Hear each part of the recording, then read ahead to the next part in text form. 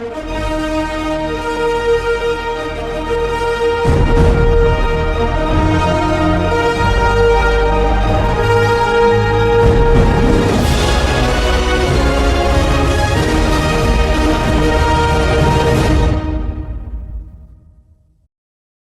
everyone. Welcome to Jamaica 411. Thank you so much for joining me today. I am your host, Michelle Stern.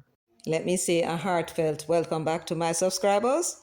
And if you're joining me for the first time and you have not yet subscribed, please go ahead and hit that subscribe button to the bottom right of the video, as well as the notification bell, so that YouTube will send you a notification whenever it is I upload a video. I'm going to ask everyone, please, to give the video a thumbs up from now on. Go ahead, give the video a thumbs up from now on, as well as share the video to at least one person. And of course, feel free to leave your comments in the comments section. For all of this, I thank you all very much. Yes. Heartiest congratulations to Donovan Clark. Donovan, congratulations. You were the first to comment on my last video. Shocking, Mark Golding insulted comrades at Old Harbour protest. Flowers to you, sir. Everyone, give him a clap, please.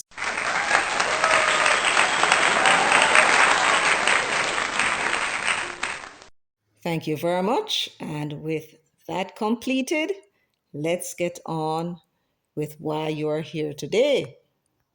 Now, I'm going to ask you a favor before I begin.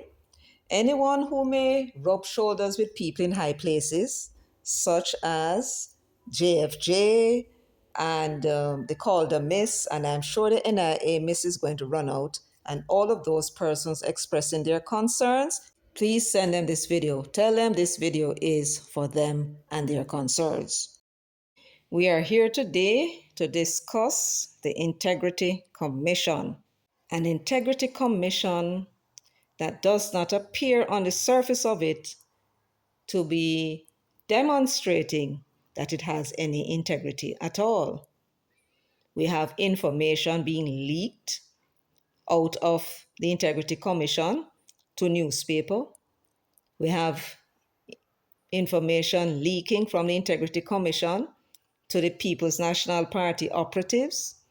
Sadly, we have seen the admission of the executive director, former executive director, Greg Christie, admitting in a letter to the Parliament that the chairman, Justice Seymour Panton, sought to and succeeded in manipulating the way in which the reports from the investigator and the Director of Corruption Prosecution were tabled in the Parliament, where he tabled the investigative report on the 12th of January 2023, the same day he received the indicative ruling from the Director of Corruption Prosecution, whom they fired.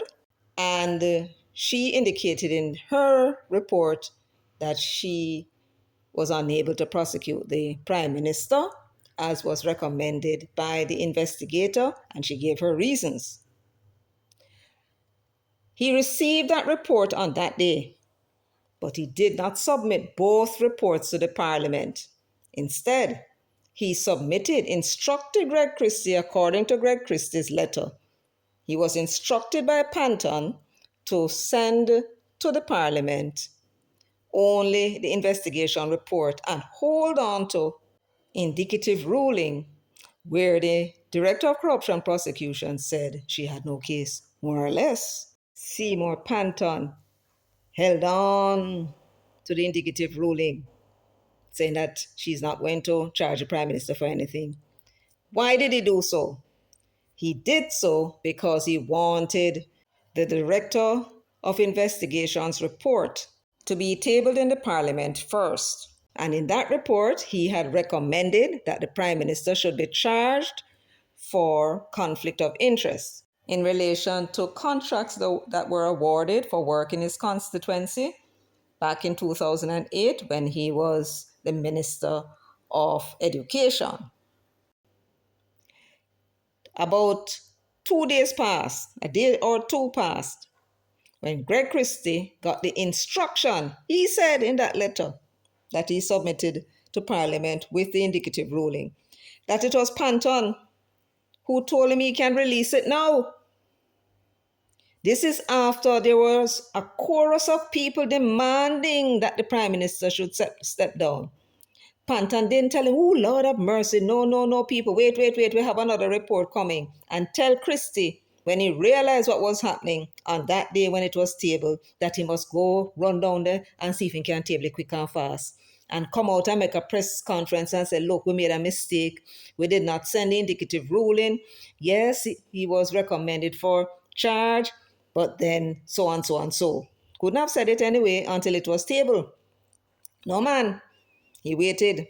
One day passed till all writer pick up the story and have we name, because every time they mention Andrew Holness, Prime Minister of Jamaica, name all over the goddamn world, 200 and odd countries, saying that the Prime Minister of Jamaica was recommended for charges, corruption charges.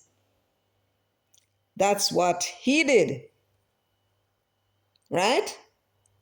Deliberately. And when he was caught, he told them him nah resign. I mean, a man can do something, you know. He can get a little hot-headed and do something. And when it is pointed out to him that what he did was wrong and you should resign, the honorable thing to do is to say, all right, I'm going to offer my resignation and apologize to the people. You know, my head did kind of hot. I did this, I did that. And you go about your business. Or let the people say, all right, stay. You make a mistake. Not them. When Christie sent the letter with the indicative ruling that Holness is not to be charged to Parliament and confessed that them had it long time and him hold on upon it. And him hold on upon it, not because I want to hold on upon it. And my boss, the chairman, said, I must hold on upon it. That was what he was trying to say. You know where he made the mistake? The same night, when the table in the Parliament, he went and retweeted the report that Reuters had sent all over the world on him own page without comment. And the private sector lost all confidence in him. That's what they said. And say he must resign. And you know what he said? I am not resigning. It was from that day that the Integrity Commission lost its integrity. The mistake is one thing, but when they decide to stay there until the tenure was completed, just this year, right? That was when the Integrity Commission was compromised. It lost its integrity and they went and compounded it. It is understandable and appreciative that Seymour Panton decided not to seek a reappointment. It is commendable because he could have sought it, and no doubt in my mind I would have given it back to him. Greg Christie had the decency not to seek to be reappointed. And I hear that when Miss Beswick came there, I don't know if it is true, but I saw it come out. And if it is true, then I don't know where Miss Beswick she was. But I understand that she was begging or asking Christie to stay after what he had done. If that is true, then the compromising and the lack of integrity, the loss of integrity in the Integrity Commission continues even with Justice Beswick. I don't know who came up with this brilliant idea that judges should be the one leading this process of integrity. Who came up with that idea? And look at the problems that this body has. Problems that the Electoral Office does not have with the 4 independent people from the private sector, for the most part, and the 4 politicians sitting there making decisions about our democracy. Now, we are saying that the problems of the Integrity Commission is compounded, if I can say so, by the fact that it has no accountability. It accounts to no one. Every person working with government bodies, parish council, parliamentarians are required by law to file declarations, statutory declarations. And all the penalties for not doing so apply to them. Who do the commissioners and the staff members, the director of corruption prosecution, the director of investigation, the director of information and complaints, who do they submit their statutory declaration to? And how is it, if they are immune, how is it they can be immune? They are the ones that are looking out for corruption. They are there looking for the corruption, and yet nobody is looking at whether they are corrupt or not.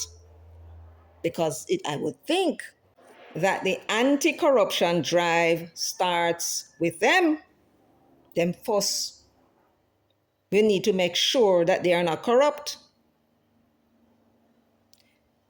We don't know what is the process that the Public Service Commission goes through to determine who the commissioners are. That is not transparent. So right away, you have a problem with the selection of those who are recommended to the Governor General for appointment.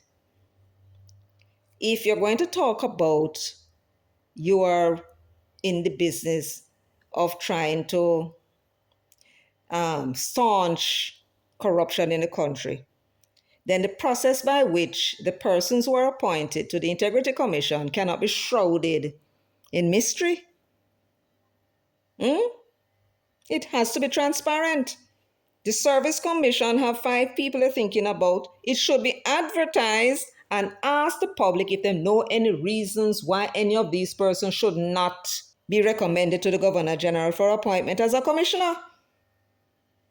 And let the public who know something about these people tell you, you see the one there? When she was a lawyer, no. Hey!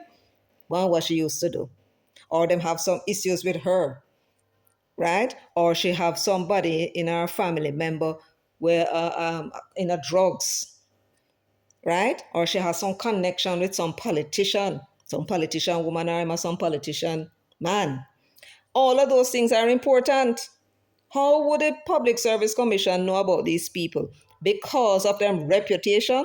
What reputation? They come by the name of judge, and they have been making decisions on the bench. But what do you know about them in their personal life? Because same way how them dig up into these public servants' personal life to find corruption. Did you go into them personal life to see if any corruption in there? Do you know about who them associating with? You don't know about them. All you know about them is their professional life. And then you say, oh, this is a judge on the bench for how much years, right? So you take them and you put them in the Integrity Commission. And Panton is a fine example of what you'll get. What was the motivation behind what he did? They came out and they told us that the law never said that the 2 reports had to go in at the same time. That may be so, but look at what Justice Panton did. He waited nearly 1 month. He waited until it was tabled, and even after him hear what was going on and the hullabaloo, he did not instruct Christie immediately to go and table the indicative ruling, and he didn't come out and make a statement.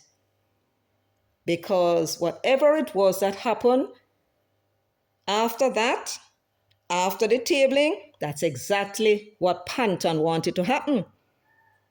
What was Mark Golding's opinion at that time? How come we never hear him talking about this inherent bias and that Panton should go? Because what Panton did, benefited the People's National Party, whether that was his intention, yes or no. That was what he did. And so Mark Golding was quite pleased and was out there campaigning for Panton to remain until Panton decides he's not staying. Right? Even if they ask him to remain, he's not staying. He's not going to accept. That's what he said. And that's a decent thing to do. But that's just about the only thing I can say about the man. The problem of the Integrity Commission, in my view, why it has so much other problems, or so many other problems, is the composition of the commission. Why is it that so many persons who owe their positions in life, they owe all of that to the Governor General, acting on the recommendation of one or either of the Services Commission, either the Judicial Service Commission, the Public Service Commission, who are appointed by the Governor General on the recommendation of the Prime Minister in consultation or after consultation with the leader of the opposition. Them people who sit down on that committee are political appointees. One of them is supposed to be recommended from a list from the Jamaica Civil Service Association, I believe is the name of the body. They represent the civil servants. The law says so. One of the persons on the Service Commission, the Public Service Commission, should come from a list that they send to the Governor General for him to pick a person out of it. And the other persons are recommended to the Governor General by the Prime Minister after him have a sit down with the leader of the opposition. You follow? Good. So all of those persons' positions, I mean, you talk about 2 judges, right? 2 judges must sit on the commission. Why? Is there an assumption by that imbecile who take credit for this Integrity Commission Act that somehow judges have a higher order of integrity than anybody else? Look at the mess. Look at the mess of the Integrity Commission. That needs correcting. What it needs is auditing. So what they have done, and it's not this idiot that started it.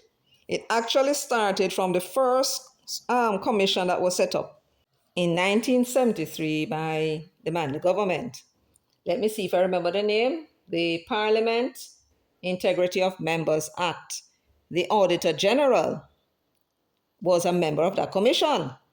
So it was from then that the Auditor General been sitting on these integrity commissions. And everybody else after that carry on what I would regard as a mistake. And I will show you why. This is section 120 of the Jamaica Constitution. It falls under the chapter dealing with finance. And this is where the Office of Auditor General was established. It says, there shall be in and for Jamaica an Auditor General who shall be appointed by the Governor General by instrument under the broad seal. And then they talk about vacancy. Now, when I finish read for you what the Constitution says, then you will see the reason why the Parliamentary Committee looking into this matter of the Integrity Commission Act, why they were correct in removing the Auditor General from the Integrity Commission. We don't know yet who they will replace her with. I anticipate if they insist on somebody with accounting experience from the government, it ought to be the Accountant General, which now means the Auditor General can audit the Integrity Commission.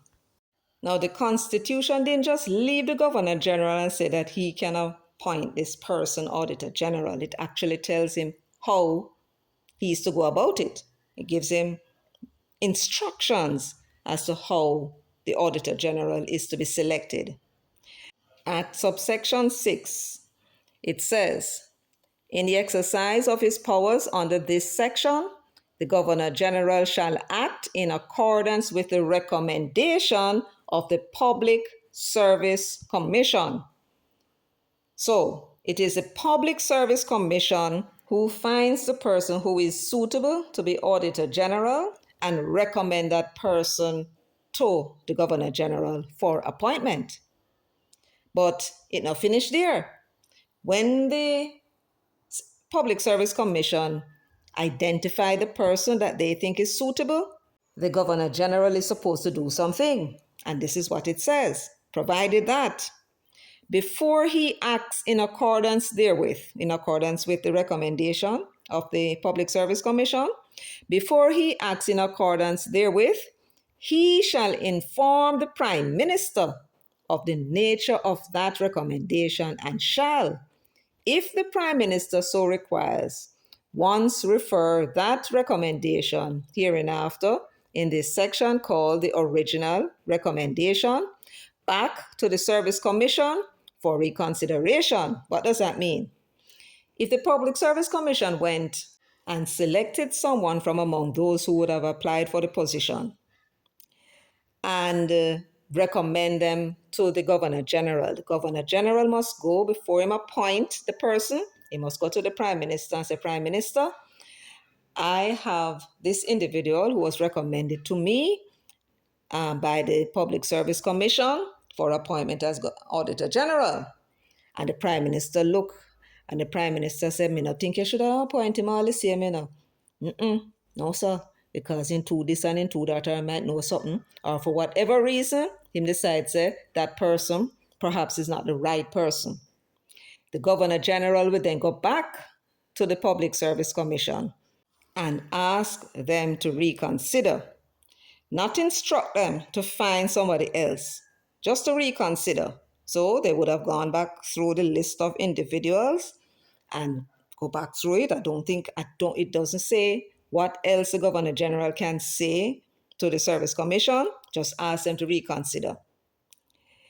If upon such reconsideration, the Public Service Commission submits a different recommendation, in other words, then go and choose somebody else from the list.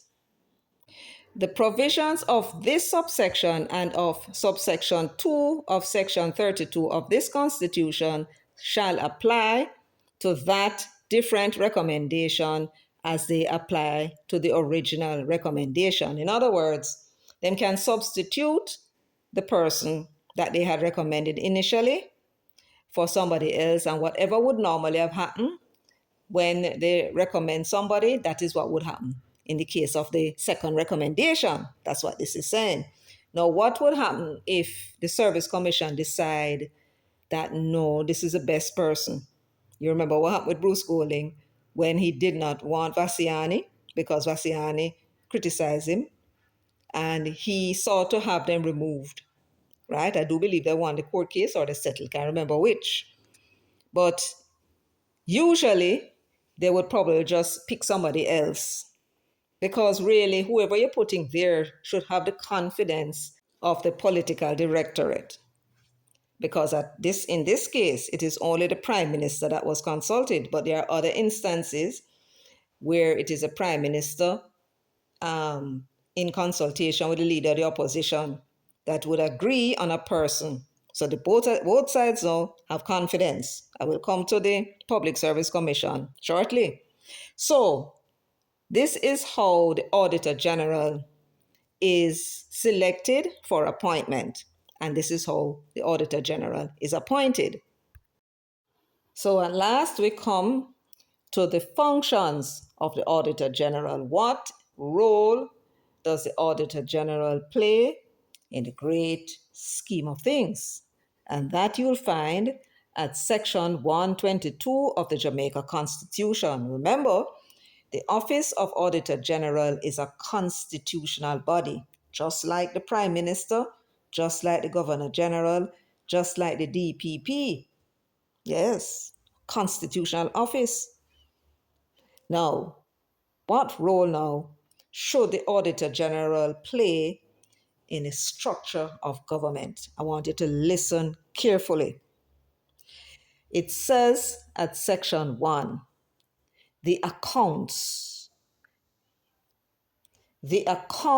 of the Court of Appeal, the accounts of the Supreme Court, the accounts of the offices of the clerks to the Senate and the House of Representatives, that's the Parliament, and the accounts of all departments and offices of the Government of Jamaica, including the offices of the Cabinet, the Judicial Service Commission, the Public Service Commission, and the Police Service Commission, but excluding the Department of the Auditor General. She can't audit herself.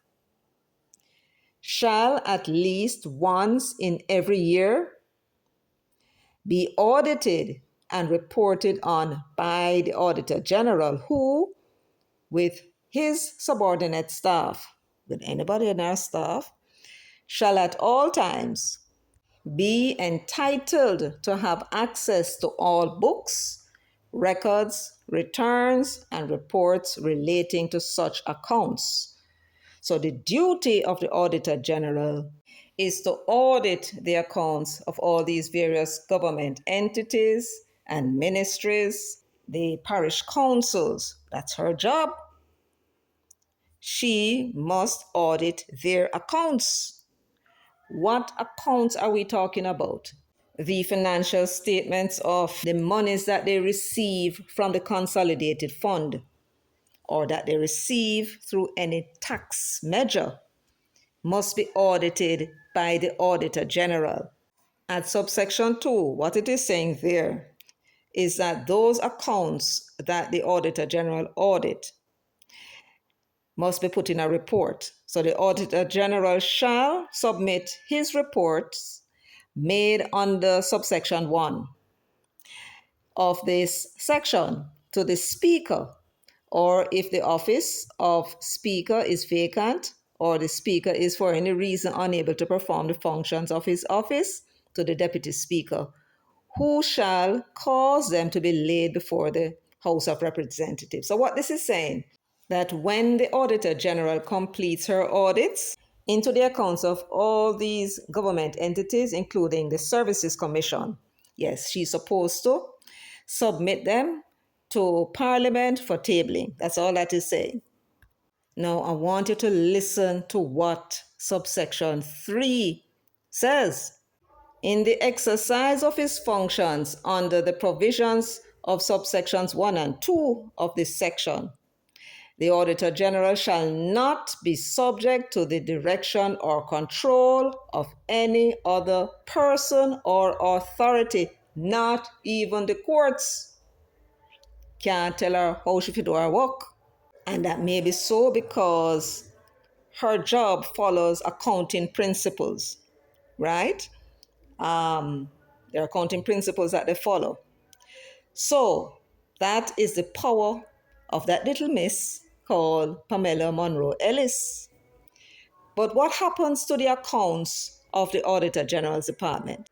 Who audits her department? Because she's handling public funds too, in terms of her staff and all that. So money is sent over to them, allocated to the Auditor General's department, and it has to be accounted for. So who it is that audits her department? Subsection 4 says, the accounts of the Department of the Auditor General shall be audited and reported on by the Minister responsible for finance, and the provisions of subsections 1 and 2 of this section shall apply in relation to the exercise by that Minister of those functions as they apply in relation to audits and reports made by the Auditor General. What is that saying?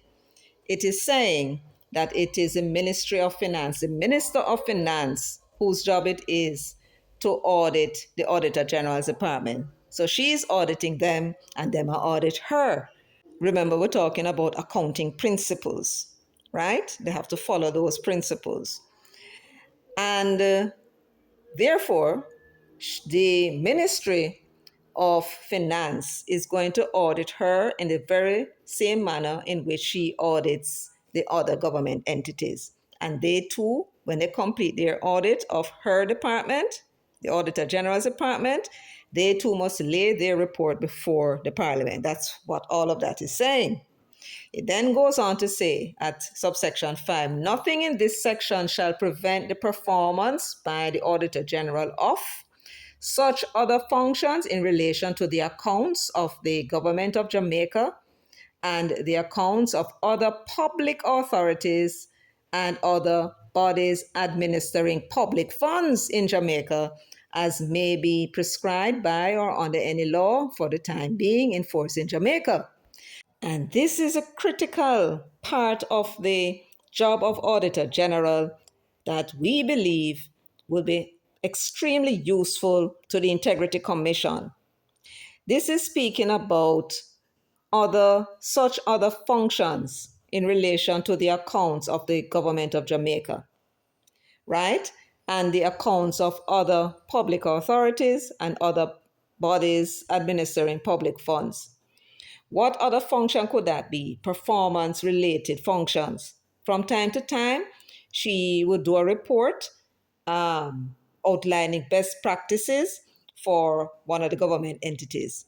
And there now is where I believe she would be most effective as the Auditor General auditing the Integrity Commission.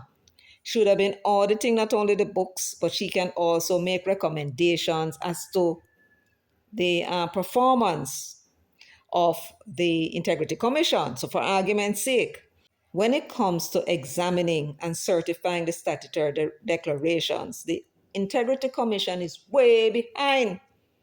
In 8 years, they have examined less than 3,000, I believe it's 2,200 and something, statutory declarations out of 165,000 that they received. And they're supposed to, according to the law, examine all of them. At least examine them.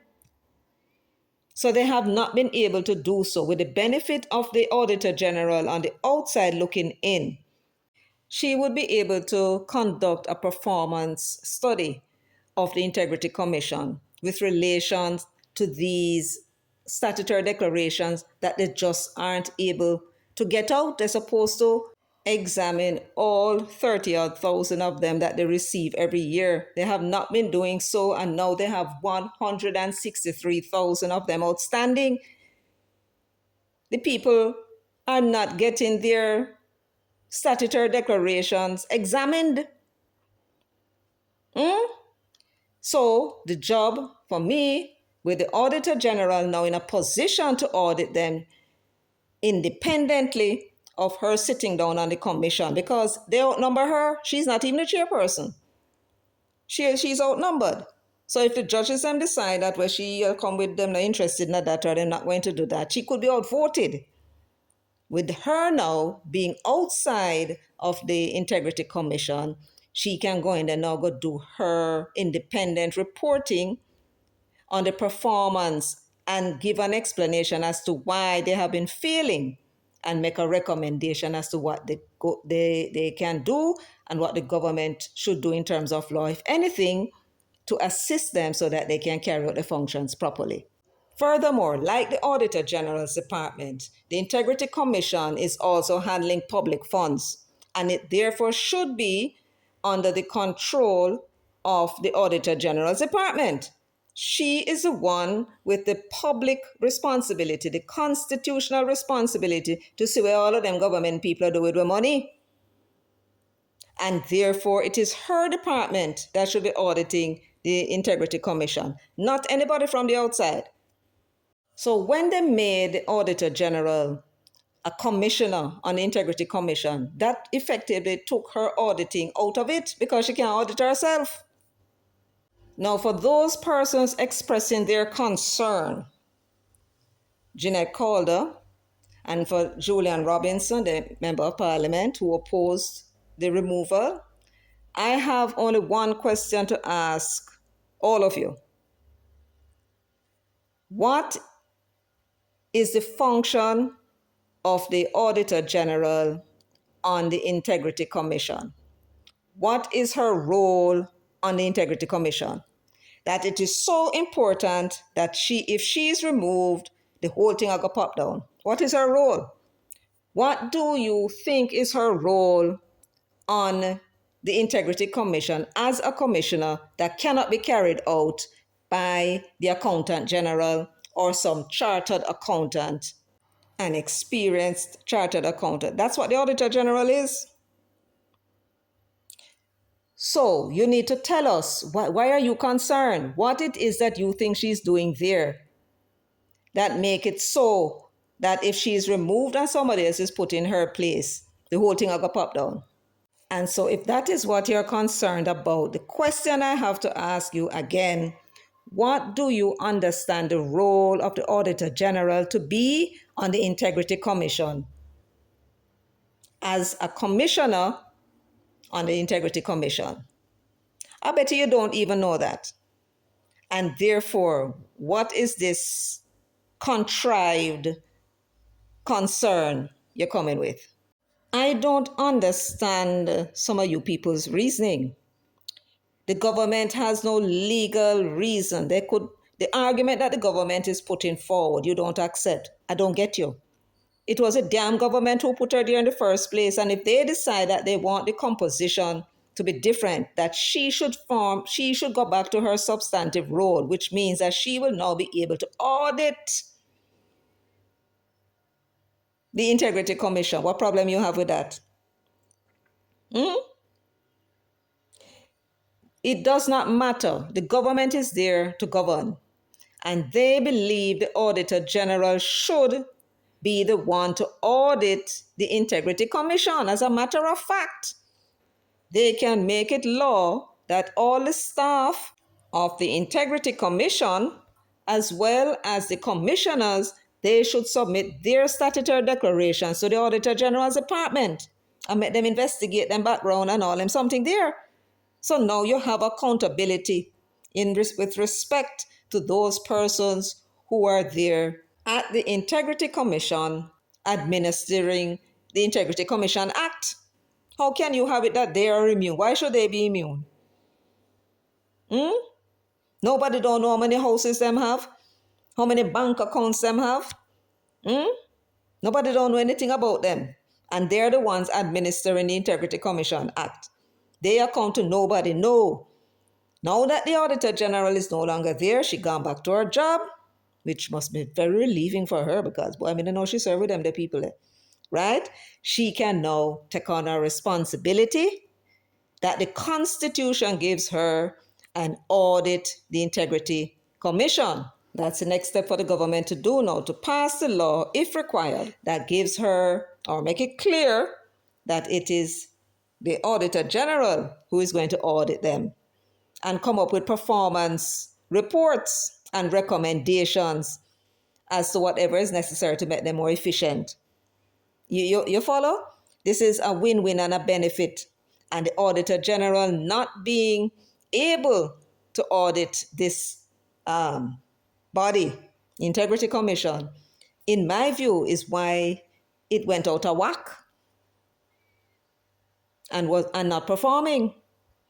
How the hell you can be receiving 30,000 statutory declaration every year, which the law requires you must examine all of them. And you have put in place a system that is only going to enable you to audit 2,200 and something of them for 8 years. The Integrity Commission, as it is now, is in breach of the law. Section 42 of the Integrity Commission Act 2017 states, the Director of Information and Complaints, that's Craig Beresford, the one who did one lock up portion in our cabinet, him same one. The Director of Information and Complaints shall examine, shall mean must, that no mean maybe, shall examine or cause to be examined every statutory declaration that is submitted in order to ensure that it complies with the requirements of this Act. Question, what is the requirement of the Act? As far as I understand it, they must declare on a statutory declaration form all of what they receive in income, all of what they own, and all of what they owe other people or entities. In other words, their income, assets, and liabilities, right? And then that is what is supposed to be submitted. So, what it is that the Integrity Commission should do, in my view, to be able to look at all these 30,000 statutory declarations and examine them as the law requires. They should accept what is there at face value. Read and make sure that the supporting documents are supplied. Them said they have $30,000 in at the Bank of Nova Scotia. Let them submit the statement. Don't have to be the annual. That shows the closing balance, right? And the same thing is true of whatever them say them have in Jamaica National. If them say they have this property over here, so let them submit the title. You follow what I'm saying? So every line item where they say they earn the assets and the liability, they must have the supporting documents. You just scan through it, make sure it is there, make sure the figures are correct, and then you pass it on to the commissioners to be certified. Why? Because they would have, according to subsection 3, the statutory declaration would have been duly completed. Then now, at some time during the year, you pick out of the 30,000 statutory declarations that you receive, a certain number of them to audit. How you believe the Income Tax Department and the GCT Department operate with the tens of thousands of monthly returns and annual returns that they are receiving? How you think them operate? You think that they will be able to process all these thousands and thousands of returns without having some process in place that enable them to do so efficiently? And the GCT department, I can tell you, is perhaps the most efficient government entity there is. Perhaps the commissioners of the Integrity Commission may think of going to the office of the GCT and see if they can learn something about how it is that they operate and incorporate that into their operations. And then they might see a turnaround. And for sure, they would become compliant with the law. Well, as I said, based upon what I read this morning in the Gleaner, the Parliament Select Committee, in any event, they have opted to have the Auditor General removed as a commissioner on the Integrity Commission. And I tell you, this is the best thing. That Auditor General and her office, they have a stellar reputation. And the fact that they were mixed up with this Integrity Commission, with dubious integrity, it seems to me, would have affected the operations of her office as well. So better should them move her out and make she audit them. And we should see, we hope, a better result than what we are getting now from that Integrity Commission. Anyway, folks, that's all I have for you today. Thank you so much for joining me, for sharing, liking, subscribing, and leaving your comments in the comments section. Until next time, take very good care of yourselves and walk good.